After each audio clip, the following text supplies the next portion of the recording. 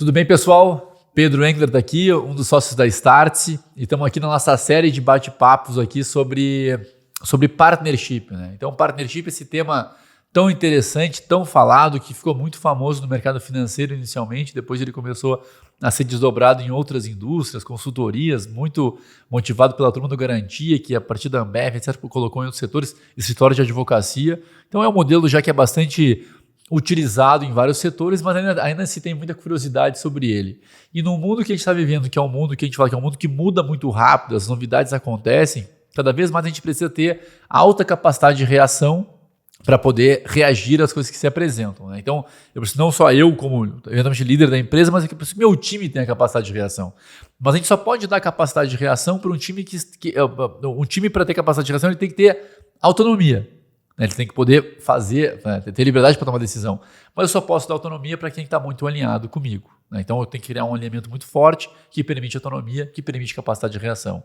E dentro dessa lógica, o modelo de partnership ele é muito forte para isso, né? Então a gente quer estressar aqui e trazer esses assuntos. A Startse já fala bastante sobre isso, tem alguns cursos nossos sobre isso, mas hoje a nossa ideia nessa sequência de bate-papos aqui é trazer cases reais de aplicação de como as empresas fizeram para colocar. E aí a gente trouxe aqui o Antônio já é parceiro nosso já há bastante tempo, foi uma das primeiras pessoas que acreditou na Startse lá atrás ainda. Desde a T5. E a gente está junto já há bastante tempo, trocando muita informação e vivendo esses desafios aqui de criação de negócios e dos desafios da nova gestão, acomodar culturas e tudo mais. Então, o Antônio gentilmente aqui topou estar conosco e dividir um pouco do conhecimento dele e das aplicações dele, de como é que ele faz o uso da partnership dentro da empresa. E aí, Antônio, obrigado por estar aqui conosco. Maravilha. Prazer te ter aqui. Prazer é meu. E se tu pudesse primeiro contar um pouco da empresa, dos negócios, um pouco da história, e aí depois a gente entra um pouco no papo da partnership. Tá, beleza. Bom, o prazer é meu, eu que agradeço a oportunidade aqui de estar participando junto com vocês. Startse desde a T5, então a gente está já há bastante tempo nessa jornada e o partnership é uma estrutura que nós sempre acreditamos nela, né? Até porque ela faz parte aí, inclusive, da minha vida anterior a ser um empresário no setor da construção civil, né? Então, e dentro da modelagem que a Startse oferece com o curso e etc., acabou facilitando bastante, inclusive, a gente conseguir implantar e colocar dentro da empresa, né? Mas essa história começa em 2010, quando a gente reuniu um grupo de amigos para brincar de construir casinhas, né? Porque cada um tinha a sua vida profissional, né? Cada um tinha a sua carreira. No meu caso, eu sou advogado e a minha vida profissional foi praticamente toda construída dentro da KPMG, onde eu tive o primeiro contato com o modelo de partnership, porque saí de staff até sócio do Legal Services da KPMG aqui no Brasil, e ali já foi né, a minha introdução ao modelo de partnership, verificar como aquilo funciona e o potencial que ele tem para engajar pessoas, engajar a equipe, criar um senso de propósito comum e um objetivo.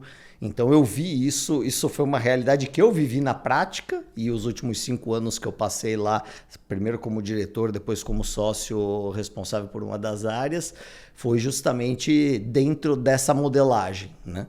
E em paralelo, esse grupo que cada um tinha a sua atuação profissional, que era um grupo de amigos, decidiu se reunir para comprar terreninho e construir 3 casinhas. E aí 3 casinhas viraram 6 casinhas, 6 casinhas viraram 9, 9 viraram 12, até o dia que nós estávamos fazendo o primeiro prédio e nós nem tínhamos ideia de como que o negócio iria se desenvolver.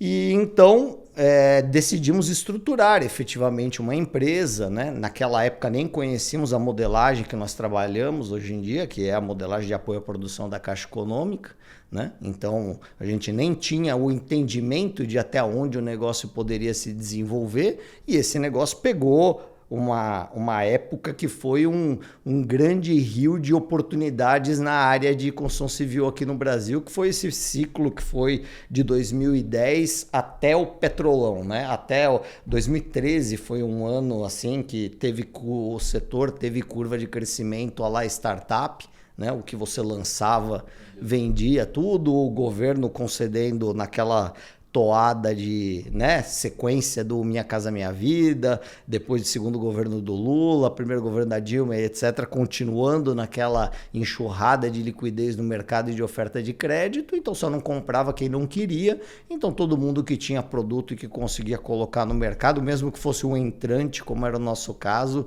não tinha grande dificuldade.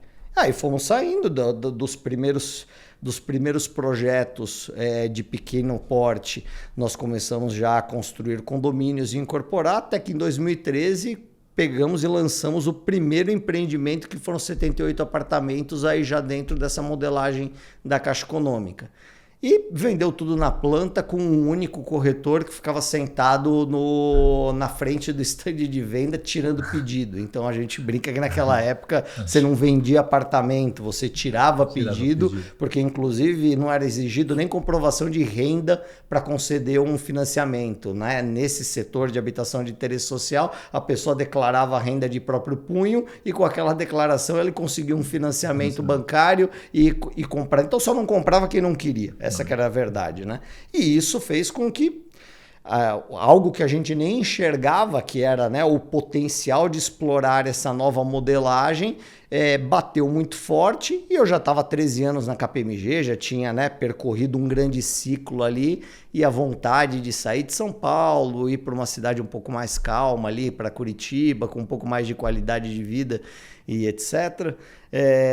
Decidi me desligar lá da KPMG e ir tocar a empresa lá diretamente, né? E assumir ali, naquela época o escritório era um escritório menor do que essa sala daqui, e a empresa inteira era tocada por uma única pessoa, né? Empreitávamos tudo, a venda era tudo terceirizada, tinha um único corretor que dava conta de todo o volume, e com isso continuamos, até que depois, né, das crises econômicas ali que vieram a partir do petrolão, esse cenário de franca e ampla expansão de crédito acabou se revertendo, né? Antigamente você só não vendia se o cara não quisesse assinar com o próprio punho. Nós começamos a viver um momento em que você tinha que vender 4, 5, 6 vezes o mesmo apartamento para que alguém tivesse crédito aprovado pelo banco para dar continuidade.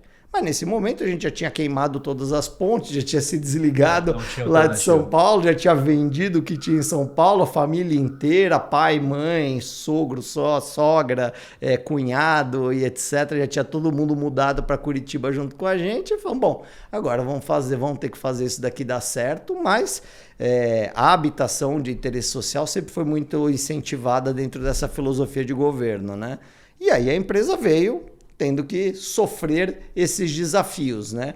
E até que, mesmo assim continuando crescendo, naquela época o nosso planejamento estratégico era lançar 100 unidades por ano. Aí, de repente, 100 unidades por ano viraram 200, 200 viraram 300, 300 viraram 400, e quando a gente percebeu, o negócio tinha adquirido uma proporção que nós sequer imaginávamos naquela época das 3 casinhas, quando cada um estava tocando a sua vida profissional em separado e que aquilo era só um investimento.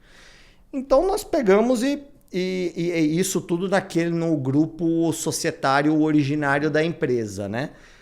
Mas isso foi sendo bem tocado até 2018, quando a gente tinha realmente já ampliado muito a quantidade de obras e de atuação lá dentro da empresa, e que nós percebemos que, como ninguém era do setor, né? Eu era advogado, um outro era administrador, um outro era economista, um outro tinha feito carreira em banco e etc., mas gente que era efetivamente de real estate não tinha ninguém ali dentro. Aí nós percebemos que nós não tínhamos preparado a empresa para fazer controle de custos, para fazer previsão orçamentária, para poder acompanhar efetivamente a execução das obras. Então a empresa cresceu muito no top line, mas nós tivemos uma sequência ali, uma safra grande de obras que estouraram orçamento, e aí isso nos trouxe ao início das dificuldades societárias, né? Porque quando tá indo tudo bem, vai tudo bom, né? E até porque era um grupo de amigos que tinha se reunido, né? Mas alguns já estavam trabalhando dentro da empresa, outros eram meramente investidores e que a sua preocupação era apenas com a rentabilização do capital que estava investido, e pronto, né? Então não tinha mais muito E aí, por força disso, nós tivemos que implantar ERP especializado, trazer uma série de tecnologias ali, uma série de inovações para tentar, né, continuar crescendo, mas de uma forma saudável, né? E não simplesmente sacrificando crescendo o top line, mas sacrificando por completo o bottom line. E aí que em 2020 nós tivemos uma ruptura societária efetivamente, onde nós abrimos a sociedade em dois, e aí eu continuei com esse CNPJ, que é Valor Real, que foi aquele que nós havíamos começado lá atrás. Um outro grupo de sócios, nós montamos uma outra construtora e uma outra incorporadora com o que a gente tinha de ativos lá dentro. E, na verdade, de dentro desta empresa original, nasceram 3 incorporadoras e construtoras ao longo da história dela, né? O grupo original que fundou deu origem a outras 3 que hoje em dia coexistem no mercado. Legal. E aí, quando eu me vi sozinho, né, antes era um grupo grande de sócios, né, e cada um saindo das suas atividades profissionais para ir trabalhar lá dentro da empresa. E, de repente, eu me vi sozinho, pós todas essas discussões. A primeira coisa que eu fiz foi, em 2020, então vou estruturar agora um partnership aqui dentro da empresa, porque é aquele modelo que eu já tinha vivido dentro da KPMG, e falei, é o modelo que eu acredito para poder ter essa nova fase da empresa. Legal, né? Deixa eu pegar um gancho aqui, porque uma empresa de serviço, onde basicamente o ativo são as pessoas, faz muito sentido montar um modelo de partnership, porque de alguma maneira também tu está até retendo aquele time, porque na medida que o time vai ficando mais inteligente, mais sofisticado, vai entendendo os modelos, ele em algum momento ele fala, agora deixa eu tocar o meu sozinho aqui, né? Sim, então, sim. Então o cara ele percebe que na partnership ele pode de fato fazer parte daquilo que ele está construindo, então tem um estímulo para que o cara queira ficar junto. Tem pouca barreira de entrada, né? E muito difícil, muito diferente, desculpa, do modelo de real estate, de investimento, porque aí tu tem ativo imobilizado, tu tem ciclo longo pra caramba, tu não consegue saber se deu certo, tu acha que vai dar certo, pode ser que não dê certo no tempo. Então eu queria aprofundar muito aqui, e muitos dos nossos alunos aqui nos cursos de partnership, eles são do mercado de real estate, então eles sempre têm coisas, como é que eu faço, como é que eu respeito o ciclo, então eu vou te sugar agora aqui monte de pergunta. Então, beleza, 2020 resolveu fazer, como é que começou? Eu vou fazer, como é que começa a fazer isso? Eu peguei os 3 principais responsáveis por cada um dos setores, né? Nós rompemos a sociedade na metade de 2020, quando foi em dezembro de 2020, aí eu já tinha feito o curso do Partnership e Cultura lá, já tinha feito contigo, pegamos lá, recapitulei toda aquela meu arcabouço lá de KPMG, de contratos e acordos, junto com aquilo que é fornecido dentro do curso, comecei a discussão com os parceiros ali, com os advogados societários, para a gente poder estruturar, e eu resolvi pegar cada um dos principais heads que tinham ficado comigo dentro da operação. Então, o head da minha área comercial, que é responsável pela nossa house, que tanto faz venda dos nossos próprios produtos, como também trabalha como uma imobiliária de mercado, vendendo produtos de terceiros também. Então, vende os nossos próprios empreendimentos e vende também empreendimentos de terceiros. Ele virou sócio da Vertical. E ele virou sócio do conglomerado como um todo, apesar de serem PJs distintas por questões legais ali de Cresce e tudo mais. A sociedade em cima. Então, mas lá na holding, né? Aí eu estruturei uma holding que ficou né, dona ali do guarda-chuva, né? E ali, na verdade, essa holding já existia anterior, porque essa holding era onde a parte do investimento da minha família estava concentrada ali dentro. A gente aproveitou a mesma estrutura, mas eu utilizei ela para rodar o modelo do partnership. Então veio o head da área comercial, veio o head da engenharia, até porque nós temos que ter todas as certificações técnicas, cadastros, habilitações, validações junto à Caixa Econômica Federal e etc, né? Uma atividade que é muito regulada, e o responsável pelo nosso setor de orçamentação e custo.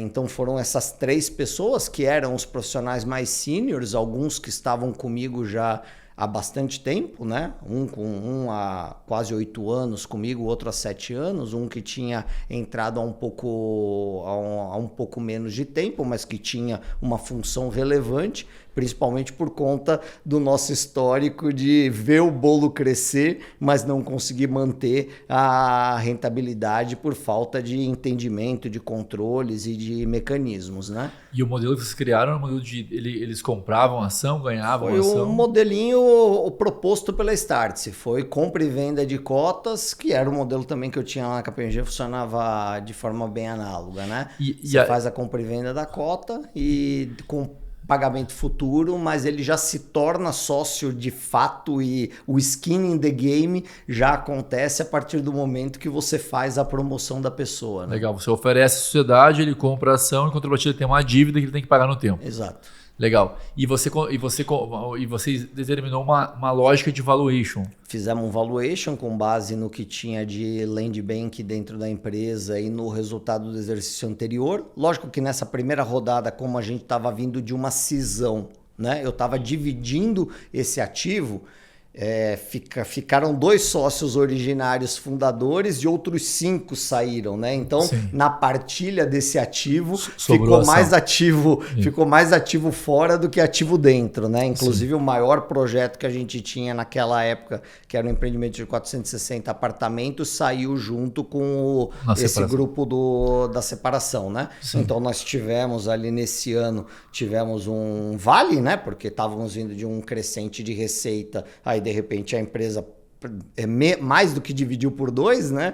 Então aí ela teve um declínio, mas isso foi esse período de ajuste dentro de 2020. Então ali eu acabei criando uma modelagem que ela não era tão a ferro e fogo no tocante a valor futuro e efetivamente, mas era mais uma métrica de tanto recompensa daquelas pessoas que decidiram continuar comigo, porque a todos que estavam na estrutura originária, nós demos a prerrogativa de, nós estamos dividindo, vai ficar um pedaço para um lado, você escolhe onde vocês querem ficar. Eles eram os principais heads de cada uma das áreas e eles optaram por continuar na antiga empresa ali. Foi um reconhecimento comigo, né? Pela Leal. Também foi um reconhecimento também, porque muitos estavam comigo ali, que eram de áreas que eu que era o responsável dentro da empresa, né? Principalmente toda essa estruturação do comercial.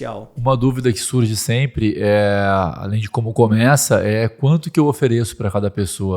Você tem alguma regra, alguma lógica que você usa para determinar quanto que a pessoa pode comprar? O que nós fizemos foi assim, foi meio que na base do quanto que você acredita que o cara vai conseguir aguentar pagar dentro de um período de um ciclo ali de 2 anos, né? Perfeito. Mas então foram participações pequenas num primeiro momento, né? 1%, 0,5%, não foi nada mais agressivo do que isso. Até porque o Land Bank tinha valor efetivo, ele tinha um patrimônio relevante lá dentro. A gente tinha tanto um estoque de obras em execução, que por conta da particularidade da construção civil, você primeiro faz o VGV, que é a realidade comercial, depois você vai fazer o POC, que é a realidade contábil, e só depois que você vai fazer o caixa, que é a realidade da liquidez, né? Então, esse nosso modelo de quem vende na planta, você vive 3 universos que são completamente paralelos, sendo que o caixa é a última coisa que realiza, né? Legal.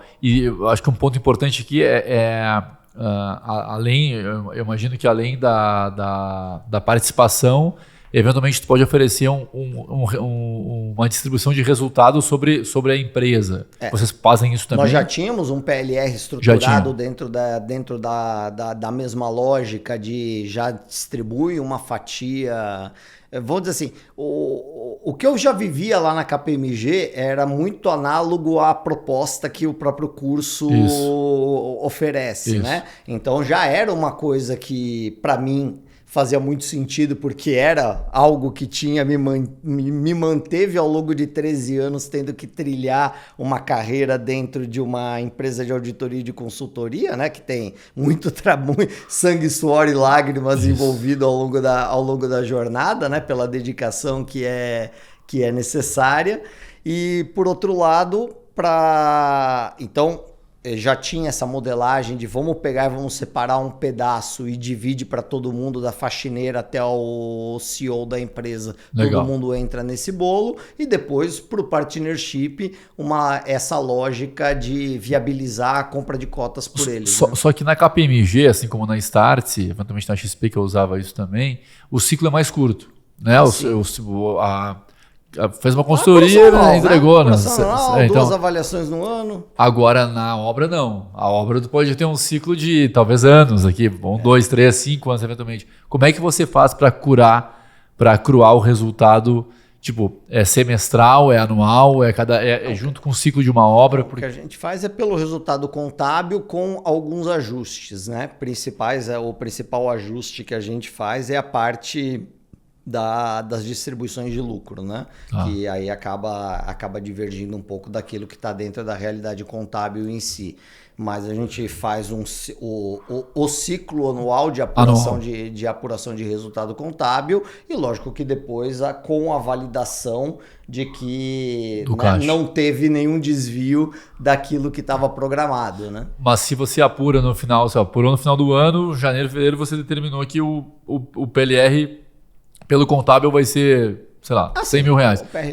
Você paga... Pagou. Paga e deu. Vida que segue. Você não espera a conclusão da obra, não espera. Não tem outra condicionante. Isso. Não.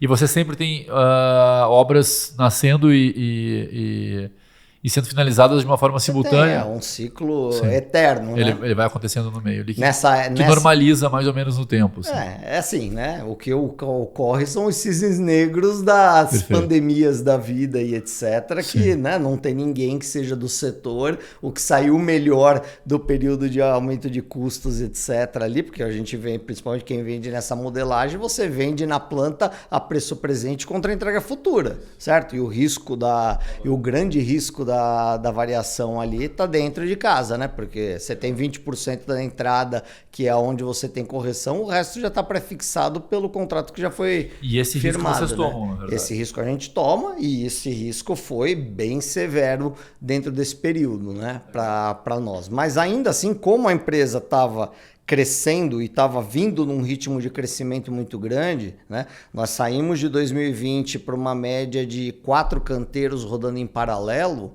Atualmente nós estamos com 16 obras rodando em paralelo e chegaremos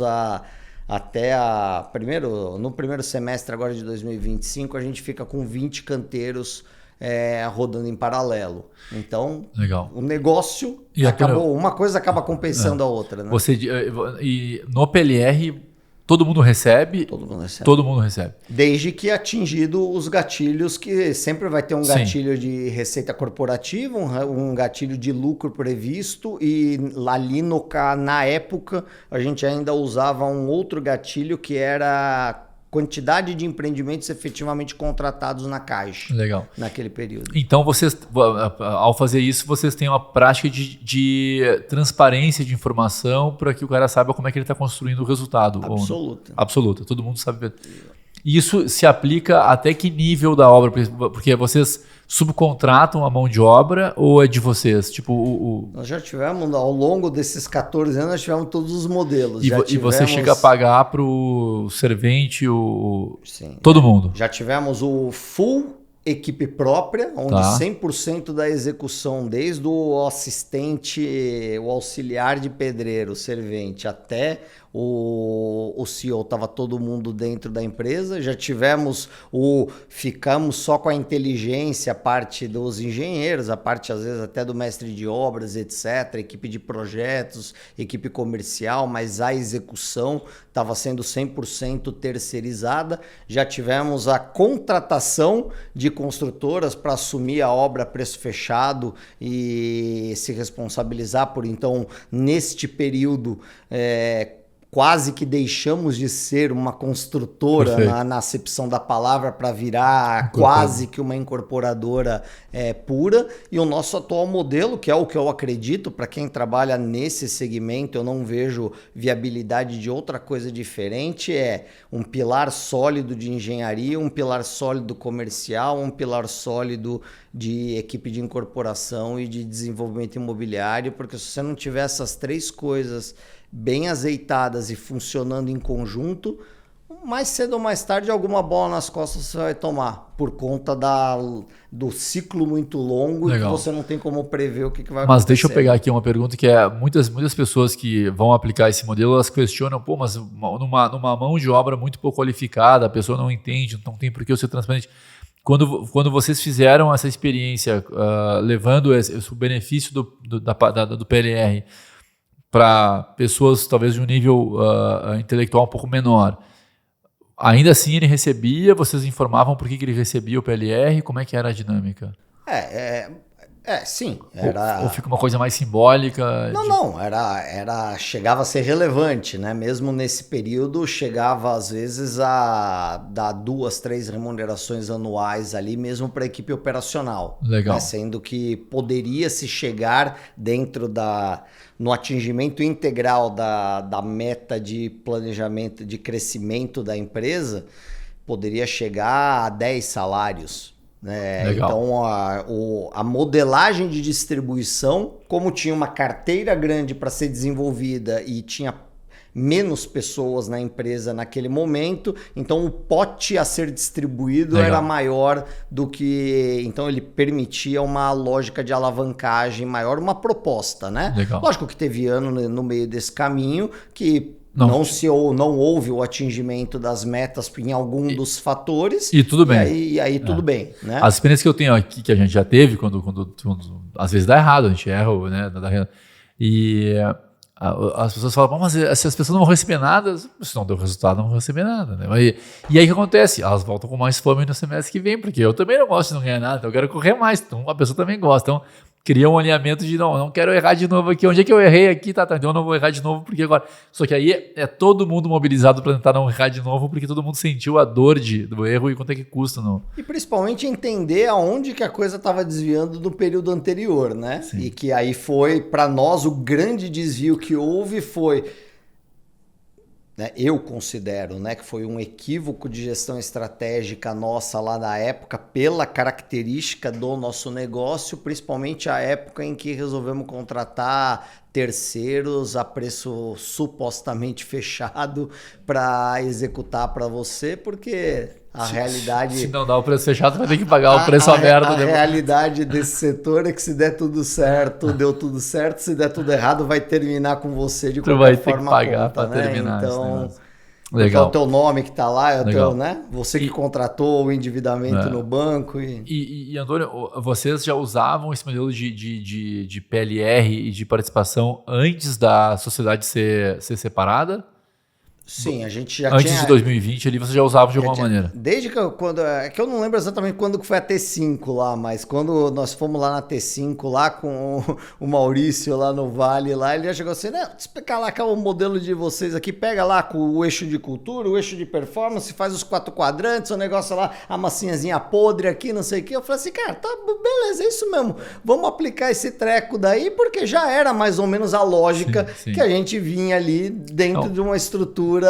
Porque a minha pergunta é, que eu queria chegar é, você percebeu mudança de comportamento do time ao longo desse tempo? Assim, o que é o benefício da partnership na sua visão? O que te surpreendeu quando o modelo começou a ser consolidado dentro da empresa?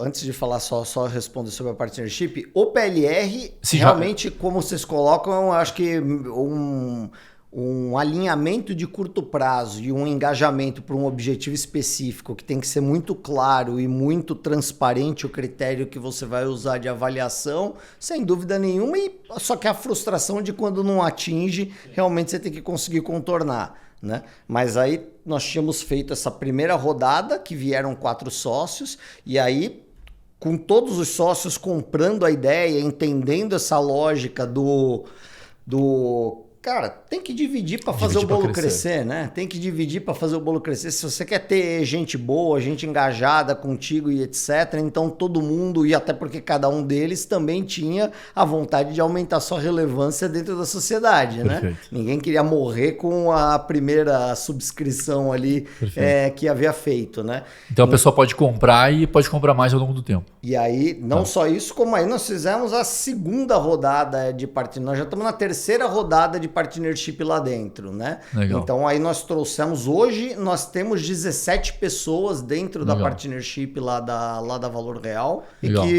E que o grande aporte que eles trazem é justamente os 10 anos que eles têm trabalhando junto com a gente, fazendo a coisa acontecer e sendo até mesmo um canal de contato entre a realidade do mundo do escritório, de quem está lá no ar-condicionado dentro do escritório, fazendo projeto executivo e projeto legal, para o canteiro de obra, para quem lá está carregando o carrinho de mão e etc. Né?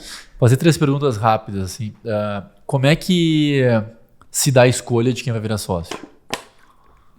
Processo de avaliação com os dois eixos de cultura e de performance. Anual ou semestral? Na época era anual, agora nós estamos começando a fazer semestral. Mas já fazíamos 2 avaliações por período, mas o ciclo de conclusão ele era semestral, né? Onde basicamente tem um rating de 1 a 5, onde o 1 é o cara que vai tomar o bilhete vermelho, que praticamente não está nem cumprindo o básico, o 5 é aquele que está entregando muito acima do esperado, o 3 é aquele que está simplesmente cumprindo o job description ali dentro daquilo que está combinado, e a regra que nós criamos ali dentro do modelo é o profissional ele tem que ter 2 avaliações, 2 ciclos de avaliação que totalizem uma nota mínima de 8. Legal. Então ele tem que ter tido ou um 5 e um 3, um 3 e um 5, ou um 4 e um 4. De preferência um 3 e 5 ou um 4 e 4. Ele tem que estar vindo e entregando já dentro de algo relevante ou acima, pelo menos, daquilo que já era o básico esperado pela função que está sendo exercida. E com um grande alinhamento de cultura, né? Então, tem que ter um período mínimo de casa ali dentro, né? Para poder ser respeitado. Muito bom. Como é que você reconhece? Desculpa, quem decide?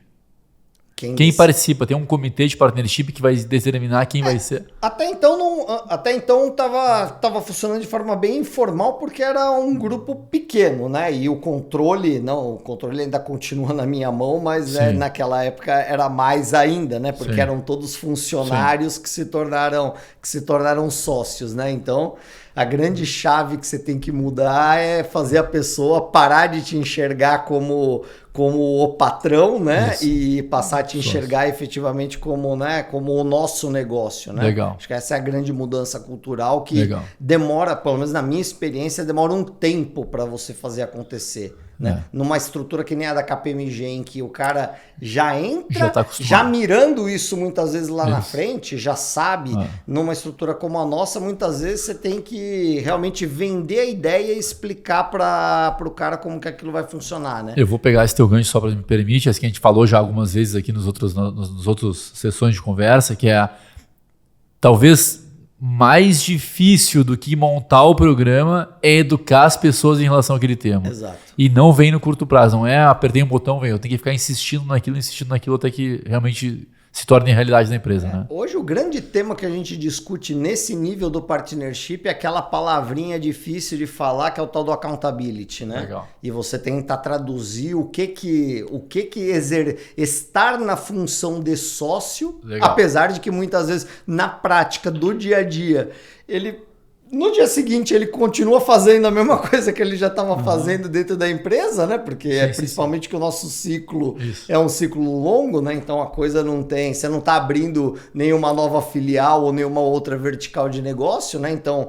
tem uma continuidade no exercício da função ali que está sendo feito, mas o entendimento da necessidade de trazer a autonomia associada com a responsabilidade e associada com a assunção das consequências, tanto a premiação de quando vai bem, quanto como que eu faço agora quando a minha decisão não é a mais acertada, né? Muito bom. E Antônio, quando vocês escolhem lá, então eu entendi, vocês olham as avaliações, escolhem quem vai receber o prêmio e aí vocês fazem algum tipo de celebração ou de indicação, sim, apresentam esse sócio. Isso é sempre quando nós estamos divulgando o resultado final do ano na assembleia de fechamento ou na primeira do ano, dependendo do quão adiantado ou atrasado a gente esteja no fechamento contábil, nós fazemos a divulgação dos novos sócios. Então tem um período de indicação. Então hoje em dia cada um dos principais líderes, eles têm um período para indicar seus subordinados e as suas equipes com a fundamentação baseada na avaliação, e cada indicado tem que apresentar o que a gente chama de qual é o projeto de contribuição que ele vai trazer para a sociedade. Então, ele entra para dentro da sociedade com uma proposta de, além de eu continuar fazendo esse arroz com feijão que eu já faço, eu pretendo... Legal. Essa próxima milha aqui, pode contar comigo que sou eu que vou desenvolver e vou fazer acontecer. E de que forma vocês trabalham para que os demais funcionários se estimulem a querer virar sócio? Esse é um desafio grande, principalmente para nós agora que nós aumentamos muito, nós reconstruímos toda a engenharia da empresa. Hoje em dia nós temos um programa chamado Temos DNA de Engenharia, então eu saí de uma equipe de 3, 4 engenheiros. Hoje em dia nós temos mais de 20 engenheiros de execução, fora os projetistas, fora o pessoal que trabalha com legalização, etc. Engenheiro de execução de obra, propriamente dito, dentro da estrutura, dada a relevância, né, que o controle ou o descontrole dessa execução tem. Então, mas principalmente para a equipe do canteiro, e como os canteiros, hoje nós temos uma atuação em 5 cidades ali da região, né? E nós só atuamos em 5, atuamos em Curitiba e mais 4 cidades da região metropolitana. É tudo no entorno. E mesmo assim, pela quantidade de canteiros, você já não consegue passar por todos os canteiros, às vezes fica meses sem você visitar efetivamente ali uma determinada obra, né? Então esse é um gap que nós estamos começando a trabalhar mais agora, a parte do... Porque para chegar nesse grupo de 17, foi uma coisa meio que natural, porque já era um pouco aquele cara que já tá contigo há um tempo, que já tá ralando o osso contigo ali. Legal. E já tá entregando um resultado, então já era uma coisa mais natural de acontecer, né? Agora, acho que a partir do nosso próximo ciclo, nós vamos começar um ciclo de muitas vezes pessoas que nem tem tanto o histórico dentro da empresa, legal, mas que começaram a exercer outras funções que foram sendo desenvolvidas, né? Boa. 2 perguntas para encerrar aqui. Primeira, quais são os erros que você cometeu nesse processo? Da partnership? Olha, por enquanto, o modelo está parando de pé e nós tivemos uma saída de sócio, mas por conta de uma questão mais ligada a desentendimento pessoal dentro do próprio grupo de sócios, né? E aí ele não tem muito como você se blindar a respeito disso quando... E aí a saída foi tranquila. Porque estava tudo pré-acordado, pré-determinado. Na base do... Né? Aí o acordo vale. Bom acordo de sócios elaborado, com as procurações e principalmente, acho que o papel a gente sabe que se você teve que tirar o papel da gaveta para colocar ele em cima da mesa, ruim. A relação já foi pro... Né? E aí a coisa já vai ser mais quente. Sim. Mas só o fato de você ter se dado ao trabalho de criar o ritual, de discutir e de ter isso como uma regra clara, previamente combinada, na hora do exit não dá discussão, porque você fala assim, tá, mas qual parte daqui você não sabia e que não era o que estava combinado, né? Excelente. Se você tivesse hoje uma empresa como a sua e não aplicasse o modelo, como é que você começaria esse modelo? Você começaria por aonde? Olha, eu começaria primeiro com uma definição individual do dono, né? Se de fato ele está disposto a distribuir autonomia, a distribuir o poder, a ter mais gente, porque eu pelo menos eu sempre pensei isso e vivi um pouco disso, que é, se você não está disposto a distribuir o poder, a dar autonomia e etc, você vai dividir participação societária para quê? Só para dizer que você vai poder cobrar do 1% que o cara tem? Eu vou por isso que o nosso curso chama Partnership e Cultura. Ele deveria ser, na verdade, cultura e partnership, porque partnership é uma ferramenta de cultura. Se a pessoa não entende isso, não faz sentido. Olha, muito bom ouvir isso. Que bom, Antônio. Continuando aí. Então, o primeiro passo é o dono entender o porquê que ele tem que fazer isso, se realmente ele quer trabalhar com as pessoas e não as pessoas para ele. Está disposto, né? E entender que sem gente boa no teu time, hoje em dia já é difícil com muita gente boa. Sem gente boa no teu time. E essa, eu acho que é uma ferramenta de justiça, na verdade, né? Porque eu entendo uma empresa como um elemento de transformação social. Eu entendo que não vai ser a política, não vai ser a religião, não vai ser nada que vai resolver os problemas que nós temos que resolver enquanto sociedade. E eu acho que esse poder está na mão dos empresários.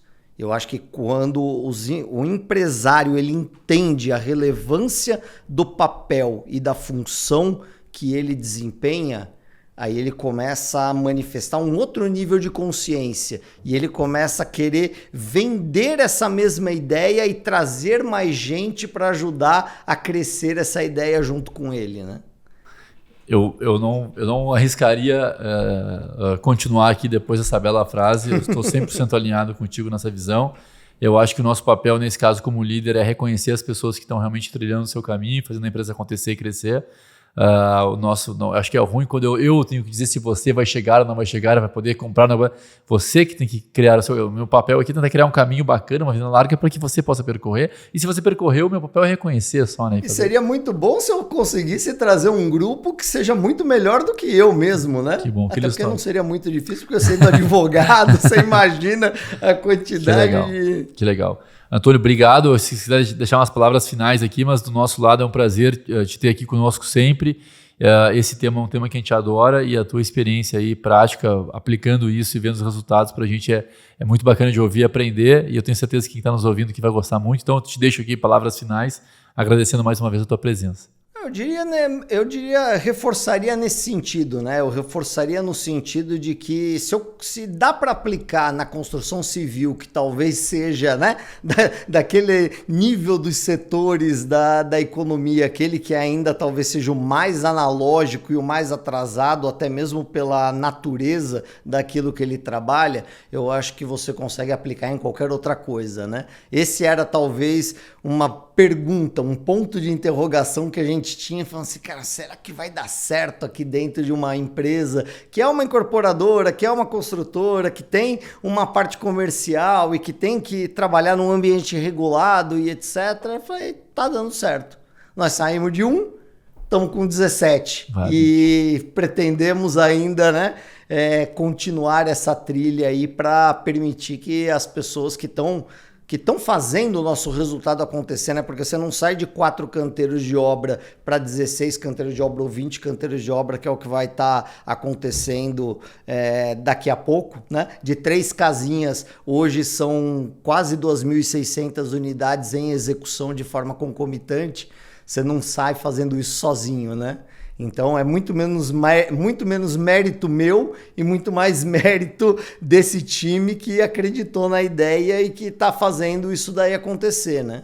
Então eu vejo que é a ferramenta do futuro e, na verdade, eu não vejo por que não fazer, salvo se realmente a pessoa quiser praticar comando e controle, ser uma empresa de dono. Isso daqui tem uma lógica que é a lógica de eu mando e os demais obedecem, e aí tá tudo certo, não tem certo nem errado, mas ali vai estar limitada aquela capacidade, da pessoa.